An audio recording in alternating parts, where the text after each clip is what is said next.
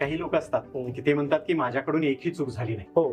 माझं मत असं असतं की जो माणूस नाविन्यपूर्ण प्रयोग करतो, नाविन्यपूर्ण गोष्टी करण्याचा प्रयत्न करतोय, त्याच्याकडूनच चुकावं. करेक्ट आहे. मग जर तुमच्याकडून एकही चूक होत नाही, याचा अर्थ तुम्ही अभिनव पद्धत, नाविन्यपूर्ण प्रयोग करण्याच्या प्रोसेस मध्येच नाही. आणि त्याच्यामुळे खरं तर म्हणजे कसं आहे पहा, की जोपर्यंत शिक्षण हा नोकरी मिळवण्याचा मार्ग आहे, हो. हे पालक आपल्या डोक्यातून काढणार नाही, बरोबर. तोपर्यंत शिक्षणाचा व्यापक अर्थ पालक म्हणून पण पालकांना नीटसा समजणार नाही. आणि त्यामुळे खरं तर मराठी माध्यमाच्या जिल्हा परिषदेच्या शाळांकडे जो लोक पाहतात, त्या पालकांचा एकच व्ह्यू आहे की शिक्षण घेऊन माझ्या मुलानं फक्त नोकरी मिळेल. बरोबर. तर त्याच्या पलीकडचा, त्याच्या बाहेरचा व्यापक विचार शिक्षक म्हणून अगोदर माझ्या डोक्यात आला पाहिजे, आणि तो माझ्यासारख्या प्रयोगशील शिक्षकाच्या डोक्यात आला. आणि म्हणून त्या खेड्यातील ग्रामीण भागातल्या जिल्हा परिषद शाळेत सुद्धा आम्ही असे अभिनव प्रयोग केले की ज्याच्या माध्यमातून मुलांचं आजचं शिकणं आणि उद्याचं जगणं, या दोन्ही गोष्टी आम्ही परिपूर्ण करत आहोत. हा मला आत्मविश्वास. बरोबर.